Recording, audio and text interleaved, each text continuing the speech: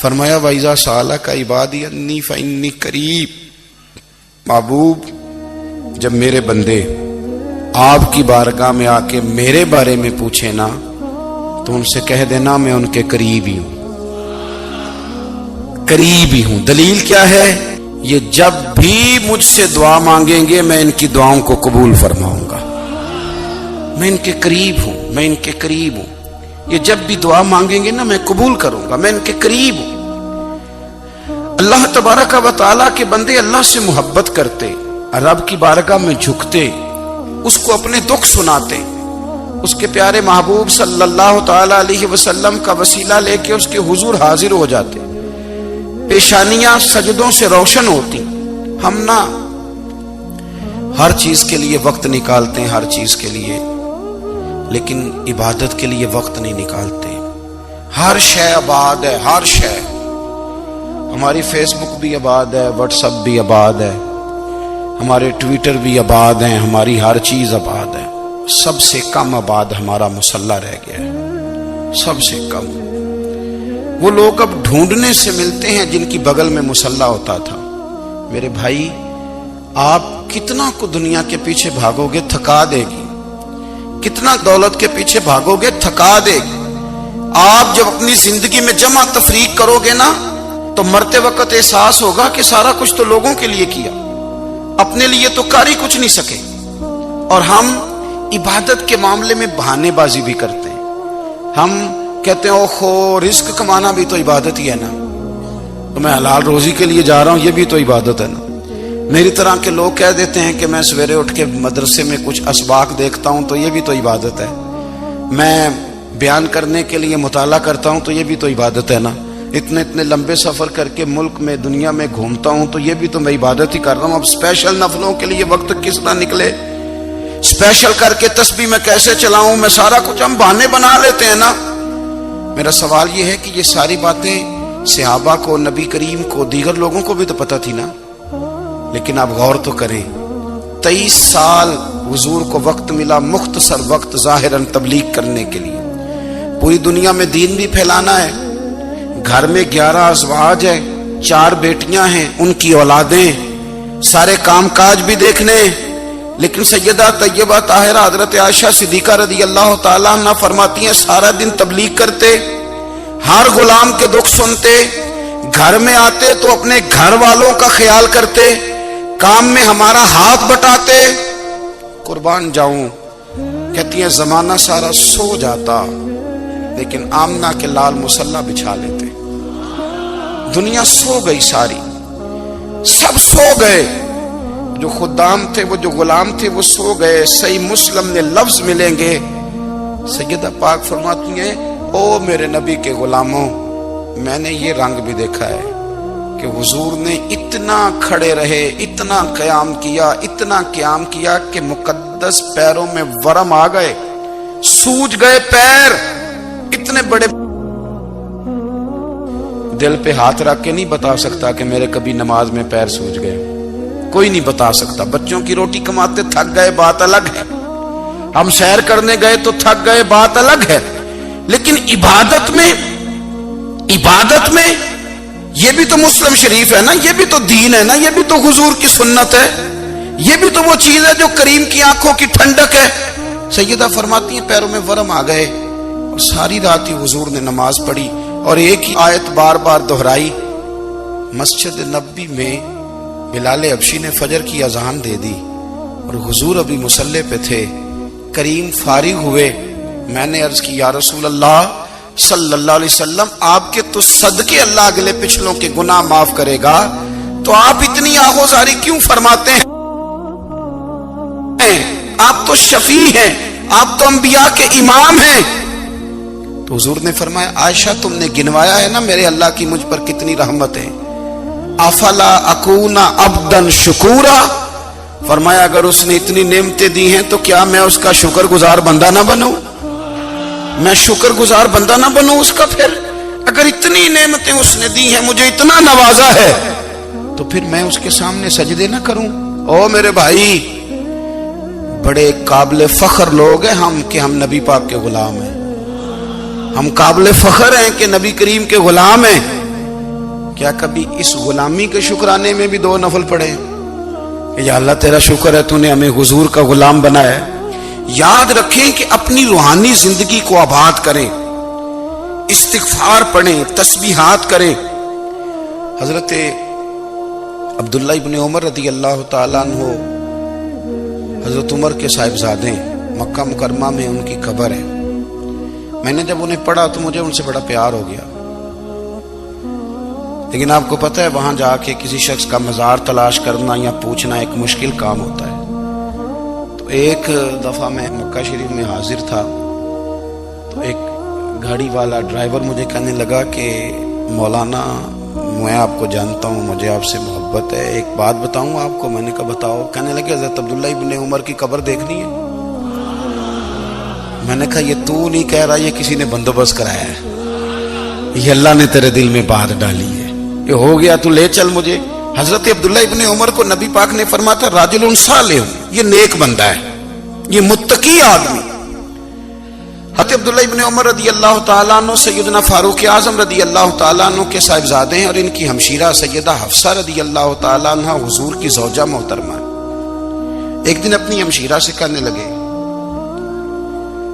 کہ نبی کریم صلی اللہ تعالیٰ علیہ وسلم گھر میں آئے نا، اور اگر حضور غم امت میں پریشان نہ ہوں، طبیعت کو حشاش بشاش دیکھو تو ذرا پوچھنا تو صحیح حضور کا میرے بارے میں کیا خیال ہے، پوچھنا تو صحیح کہ کریم کی بارگاہ میں میرا کیا مقام ہے، میرے بارے میں حضور کیا فرماتے ہیں۔ اب بہن کو کام بتائے اور بتائے بھی بھائی، اور پھر بہن وہ کام نہ کرے، یہ تاریخ میں ہوتا نہیں۔ حضرت عمر فاروق رضی اللہ تعالیٰ عنہ کی صاحبزادی ام المومنین رضی اللہ تعالیٰ عنہ فرماتی ہیں کہ میں تو بس منتظر تھی۔ انہوں نے تو کہا تھا نا کہ اگر تم حشاش بشاش دیکھو تو بات کرنا، لیکن حضور تشریف لائے، میری باری تھی، میرے گھر تشریف لائے، کھانا پیش کیا تو فوراً میں نے عرض کی حضور ایک بات پوچھنی تھی۔ تو حضور نے فرمایا پوچھئے۔ میں نے عرض کی حضور میرے بھائی عبداللہ ابن عمر کے بارے میں آپ کا کیا خیال ہے؟ نوجوانوں میری بات پہ غور کرنا، میرے بھائی کے بارے میں آپ کا کیا خیال ہے؟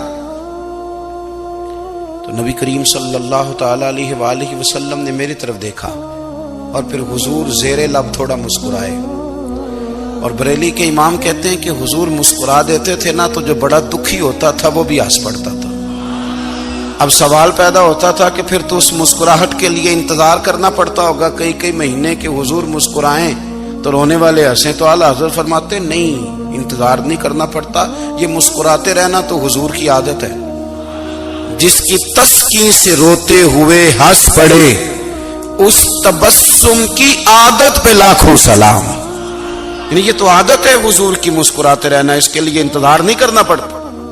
بھائیو آپ خیال رکھیں گے، غور کریں گے، حضرت عبداللہ ابن عمر رضی اللہ تعالیٰ عنہ کے بارے میں پوچھا تو سیدہ فرماتی ہیں کہ نبی کریم صلی اللہ تعالیٰ علیہ وسلم نہ زیر لب مسکرائے اور فرمایا حفصہ تیرا بھائی ہے تو اچھا، لیکن میں نے سنا ہے کہ عشاء کی نماز پڑھتا ہے تو فجر تک سویا ہی رہتا ہے۔ او نوجوانوں، 10 بجے تک سونے کی بات نہیں ہوئی، 9 بجے تک سونے کی بات نہیں ہوئی، 11 بجے اٹھنے کی بات نہیں۔ حضور فرمانے لگے میں نے سنا ہے کہ عشاء کی نماز پڑھ کے سو جاتا ہے اور فجر تک سویا ہی رہتا ہے، اسے چاہیے کہ تہجد کے وقت اٹھا کرے، اللہ کی بارگاہ میں حاضر ہوا کرے، آہوزاری کرے، سجدے کرے، عبادت کرے، اٹھتا ہے اور فجر میں جا کے اٹھتا ہے۔ حضرت جناب حفصہ رضی اللہ تعالیٰ عنہ کہتی ہے میں نے جناب عبداللہ ابن عمر کو پیغام دیا اور میں نے کہا میرے جوان بھائی سن، نبی پاک نے فرمایا ہے تو اچھا پر تہجد میں نہیں اٹھتا، نفل نہیں پڑھتا۔ او میری ملت کے جوانوں، مزہ نہیں آ جاتا جب ساری دنیا سوئی ہو، ساری دنیا، اور بستر بھی گرم ہو اور نیند بھی پورا غلبہ کر رہی ہو، اور اچانک گھنٹی بجے دماغ میں، آنکھ کھلے، گھڑی پہ نظر پڑے 3:30 4 بجے کا پیغام گھڑی بتائے، اور کوئی چڑھتی جوانی والا اٹھ کے وضو کرے، اور جب وہ مصلی کھول کے بچھائے تو مدینے والے محبوب کہتے ہیں کہ ہر نماز پہ رب ثواب دیتا ہے، اور جو اٹھ کے تہجد کی نماز پڑھے اسے دیکھ کے تو رب مسکراتا ہے، جو اس کی شان کے لائق ہے، جو اس کی شان کے لائق، وہ مسکراتا ہے، خوش ہوتا ہے کہ میرا بندہ تہجد میں اٹھ گیا، وہ مسکراتا ہے۔ کاش ہماری صبحیں کبھی اپنے مالک کے نام ہو جائیں، کاش کے صبح۔ حضرت ابو الحسن رحمت اللہ تعالی علیہ حضرت معاذ ابن جبل رضی اللہ تعالیٰ عنہ کے پاس بیٹھا کرتے تھے، فرماتے ہیں ان سے جو پیار بڑھا تو پھر میرا مصلی سے بھی بڑھ گیا۔ تابعی ہیں، فرماتے ہیں صحابی رسول سے محبت ہوئی تو ذکر سے بھی ہو گئی، پھر درود شریف سے بھی ہو گئی، محبت ان سے بڑھی تو پھر اللہ نے مسجد کا پیار بھی بڑھا دیا۔ آپ فرماتے ہیں کہ میری ہر وقت طبیعت یہ چاہتی تھی کہ بس اللہ اللہ کروں، بس اللہ اللہ کروں، بس نہ میں ذرا تھوڑی جان چھڑاؤں لوگوں سے، کو 10 منٹ ملے تو میں کو 4 نفل پڑھ لوں، میں تھوڑا سا نہ بچوں لوگوں سے، اور مجھے تسبیح ملے تو میں نہ کچھ 400-500 دفعہ استغفار پڑھوں، سبحان اللہ، الحمدللہ، اللہ اکبر، لا حول ولا قوت الا باللہ، میں نہ تسبیحات پڑھوں۔ فرماتے ہیں کہ بچے تھے گھر میں 6-7، غربت تھی، کام ملتا کوئی نہیں تھا، اور میں کام چور نہیں تھا، کام ڈھونڈتا تھا، پر اللہ کی قدرت کے کام نہیں ملتا تھا۔ فرماتے ہیں کہ میں نے ایک دن اپنی اہلیہ سے کہا کہ آج میں پھر جاتا ہوں کام ڈھونڈنے، تو میری بیوی بڑی فرما بردار تھی، پر اس دن نہ غربت کے ہاتھوں تنگ آ کے کہنے لگی آج نانا کوئی تو چیز لے کے آیا، تو مجھ سے بچوں کی بھوک نہیں دیکھی جاتی، یہ سب روگاں دا روگ محمد جس دا نام غریبی، کنڈ بلا کے لنگ جاندے نہیں دوست یار قریبی، آج نہ کچھ لے کے آیا تو میں بچے لے کے چلی جاؤں گی۔ شیخ فرماتے ہیں کہ میں بڑا پریشان گھر سے نکلا، پر میں نے صبح سے لے کے زور تک کام ڈھونڈا، کام ملا کوئی نہیں، تو میرے دل میں خیال آیا چلو کام نہیں ملتا تو اللہ اللہ تو کرے نا، چلو بندوں کی مزدوری نہیں ملتی تو رب کریم کی عبادت ہی کرتے ہیں۔ فرماتے ہیں کہ میں نے نا فرات کے پانی سے وضو کیا، نہر کے، شدید دھوپ تھی، ساتھ ریت تھی اور ریت تپ رہی تھی، میں نے اپنا رومال وہیں مصلی کے طور پر بچھا لیا، اور فرماتے ہیں کہ زور سے لے کر عصر تک نماز پڑھی، دھوپ بھی پورے زور پہ، پر میرے سجدے کا ذوق بھی پورے زور پہ۔ فرماتے ہیں سورج بھی چمک رہا ہے اور رب کی عبادت کا ذوق بھی پورے زور پہ، میں سجدہ کروں تو پھر میرا اٹھانے کو جی نہ چاہے۔ میرے استاد لکھا کرتے تھے، یہ ان کا شعر ہے، وہ کہا کرتے تھے مجھے سوز دے، مجھے ساز دے، اور مجھے نیم شب کا نیاز دے، دم سجدہ خود کو میں توڑ دوں، مجھے ایسا ذوق نماز دے، اور میں تیری بہار کا پھول ہوں، میں کھلا بھی ہوں تو تیرے لیے، مجھے میری شاخ سے توڑ لے، مجھے اپنی زلف کا ناز دے۔ بھائی فرماتے ہیں کہ عصر تک میں نے نفل پڑھے، دل ڈھلنے لگا، عصر کی نماز پڑھی اور میں وہاں سے چلا۔ اب میں جب نکلنے لگا تو دل میں خیال آیا کہ چھوٹی چھوٹی دیواریں ہیں گھر کی، بغیر کچھ لیے جاؤں گا تو بیوی دور سے دیکھے گی تو شور کرے گی کہ پھر خالی ہاتھ آ گیا ہے۔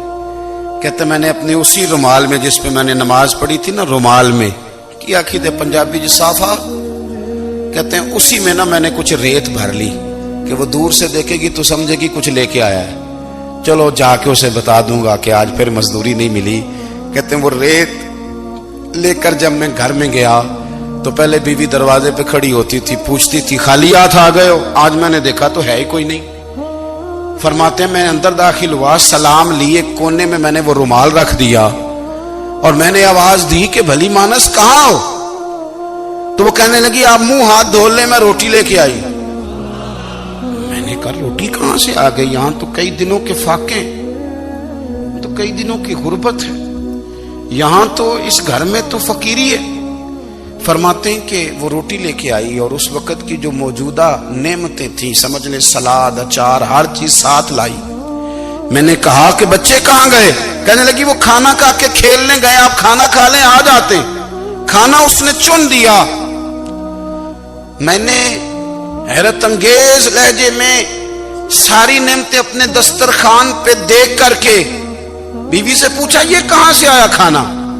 بچوں کو تو نے کہاں سے کھانا کھلایا؟ یہ سارا کچھ کیسا ہے؟ کہنے لگی پتہ نہیں آج آپ کس کریم کی مزدوری کرنے چلے گئے تھے۔ پتہ نہیں کس کریم کی میرے گھر میں تو اتنی نعمتیں آئی ہیں کہ مجھ سے سنبھالی نہیں جا رہی، اتنا اناج ہے، اتنا گندم ہے، کس کریم کے دروازے آج چلے گئے تھے؟ یہ کہتے کہتے وہ اٹھی اور اٹھ کر کے کہنے لگی پہلے ہی بڑا کچھ آیا تھا، اب کیا لے آئے ہو؟ اور جا کر کے نا اس نے وہ ریت والا رومال کھولا، کہنے لگے میں تو لے کے آیا تھا ریت، تو میرے رب نے اسے بھی سونے اور ہیرے بنا دیا تھا۔ جب آپ کی توجہ اللہ کی جانب، میرے نبی پاک صلی اللہ تعالی علیہ وسلم نے فرمایا ہر چیز اپنے رب سے مانگ، ہر چیز مانگ، ہر چیز مانگ۔ یا رسول اللہ کیا کچھ؟ میرے محبوب نے فرمایا تیرے گھر میں نمک بھی ختم ہو جائے تو وہ بھی اپنے رب سے مانگا کر، تو مانگنا وہ تجھے دے گا، تو اس کی بارگاہ میں کشکول طلب دراز تو کرنا۔ اور ترمذی شریف میں عجیب لفظ ہے، رسول کائنات نے فرمایا، رب کریم فرماتا ہے جب میرا بندہ ہاتھ اٹھاتا ہے نا تو مجھے حیا آتی ہے کہ میں خالی کیسے لوٹا دوں اس کے۔ اتنے بڑے بادشاہ کی بارگاہ میں دعا کی بڑی طاقت ہے۔ میرے نبی پاک نے فرمایا دعا مومن کا ہتھیار ہے، دعا مومن کا، دعا مومن کا۔